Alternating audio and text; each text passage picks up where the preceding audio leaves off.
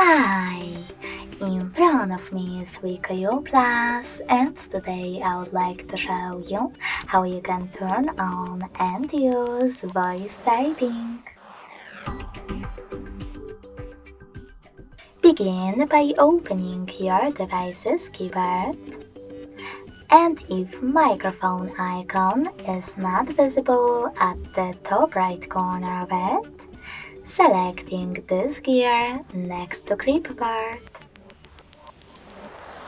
Now from those settings, click on voice typing and click on this gray switcher next to use voice typing to activate it. When you finished, go back.